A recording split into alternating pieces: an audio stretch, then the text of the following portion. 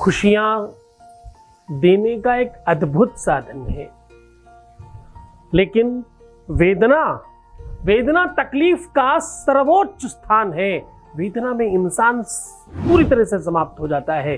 अपनों का दर्द, अपनों की पीड़ा, अपनों का संकट, अपनों से अलग होने की दशा वही जान सकता है जिसका कोई अपना दूर हो गया है।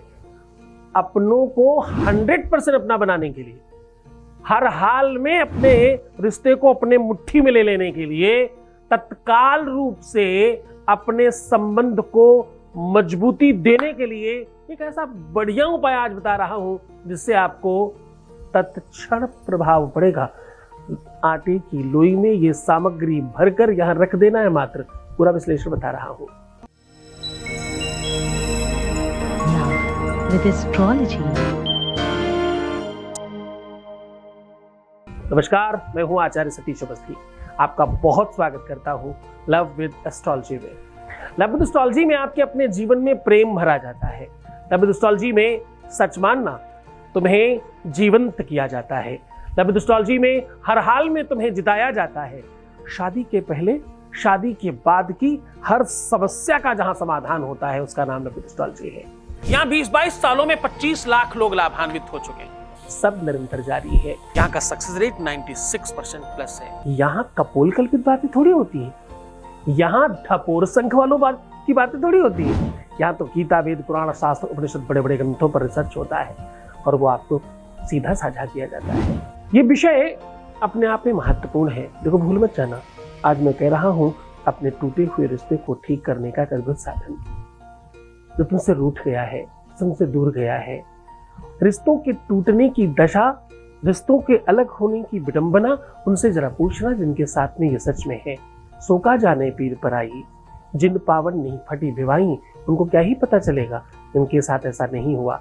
कोई अपना जिसका अलग होता है, अरे भाई तुम्हारा बेटा भी तो हो सकता है, तुम्हारा बेटा, तुम्हारी बेटी, तुम्हारी संतान, तुम्हारा भाई, तुम्हारी भगनी, तुम्हारी माता पिता, तुम्हारे अपने कोई पति पत्नी, प्रेमी प्रेमिका, कोई भी रिश्ता हो सकता है।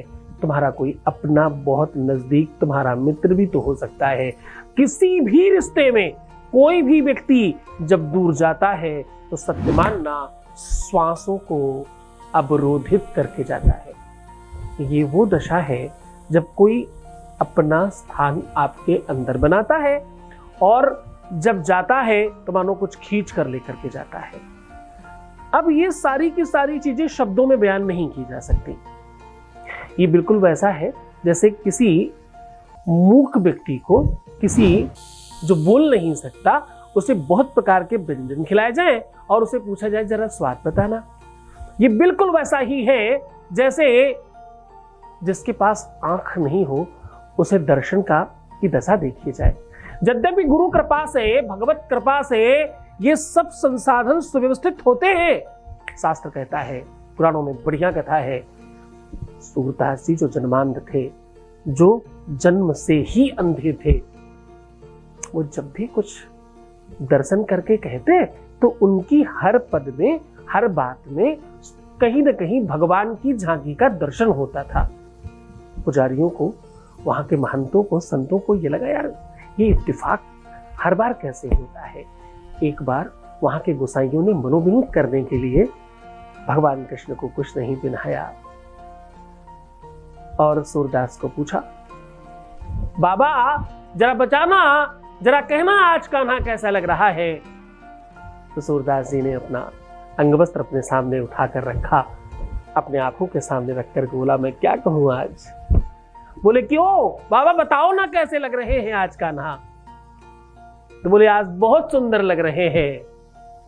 आज हरि देखे नंगम नंगा, मोती माल उर्माई, विराजत छवि के उठत तरंगा। आज हरि देखे नंगम नंगा। प्रेम की आंखें जन्मांध को भी नैन सुख देती हैं। प्रेम, प्रेम भगवान है, ईश्वर है, शाश्वत सत्य है। प्रेम, प्रेम अमलया भक्ति है। प्रेम जिसके जीवन में है उसे कुछ नहीं चाहिए। कितनी बार हमने कहा प्रेम तो साहब पशु पक्षी समझते हैं। स्पर्श देखिए, किसी पशु को, किसी पक्षी को, किसी को स्पर्श करके देखिए प्रेम से, फिर देखिएगा उसका जो आपको प्रत्युत्तर मिलेगा वो बहुत आनंददायक होगा। मैं कहता हूं साहब, लिविंग थिंग्स में नहीं, नॉन लिविंग थिंग्स में भी, किसी पुष्प को, किसी वृक्ष को, किसी पत्ती को, अरे भाई किसी पत्थर को ही एक बार प्रेम से छूकर देखना। जहां से अंत होता है वहां से अनंत का जन्म होता है।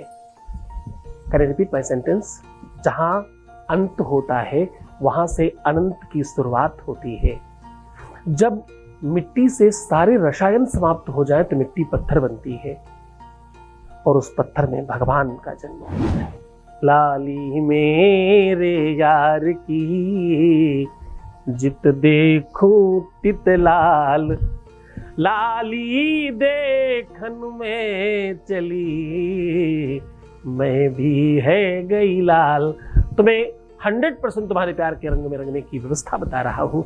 सीधा उपाय की बात करेंगे, उसके पहले एक अनुभव, आपके बीच का एक अनुभव आपके साथ साझा कर रहे हैं। Vice president please. प्रणाम गुरुजी। कल मेरा पार्टनर का कॉल आया था रात को 8:20 बजे और बहुत अच्छे से बात भी की। जैसे मैं सोच रहा था वैसे भी वो सोच रहे हैं। घर में भी बहुत सारे चेंजेस आए हैं। 2 परिवार फिर से एक होने जा रहे हैं गुरुजी। गुरुजी ऐसे ही आपके आशीर्वाद कृपा बनाए रखना गुरुजी। आप पर पूरा विश्वास है, भरोसा है गुरुजी। आप जैसे मार्ग दिखाएंगे आगे चलने के लिए मैं वैसा ही चलूँगा गुरुजी। ऐसे ही आपकी आशीर्वाद कृपा बनाए रखिए गुरुजी, मेरे प्यार पर, मेरे परिवार पर गुरुजी। आपको बहुत बहुत धन्यवाद, कोटि कोटि प्रणाम गुरुजी। विनम्रता से स्वीकार करता हूँ, बहुत धन्यवाद। यद्यपि तुम्हें जो भी प्राप्त हो रहा है ये सब तुम्हारी श्रद्धा और विश्वास का प्रतिफल है। तुम्हारी ही शक्ति, तुम्हारी एनर्जी, तुम्हारी भक्ति, तुमने विश्वास और भरोसा किया, आगे बढ़े। मेरी तो साधना और तपस्या लग रही है। सीधा उपाय की बात कर रहे हैं। दरअसल ये परंपरा है। जब आप अपने घर में धनार्जन करना चाहते हैं, जब आप अपने घर में धन की वृद्धि करना चाहते हैं, जब आप चाहते हैं कि आप धनाढ्य हो जाए, जब आप चाहते हैं आपके घर में बरकत हो, जब आप चाहते हैं आपके घर में संपत्ति बढ़े, जब आप चाहते हैं आपके घर में सुख बढ़े, तो आपको अपने घर की पहली रोटी गाय को देनी चाहिए। जब आप ऐसा कुछ चाहते हैं तो आपको अपने घर की देहली लीपनी चाहिए, उसको शुद्ध करना चाहिए, सात्विक करना चाहिए, देहली पूजन करना चाहिए। अनेकों उपाय है उसके।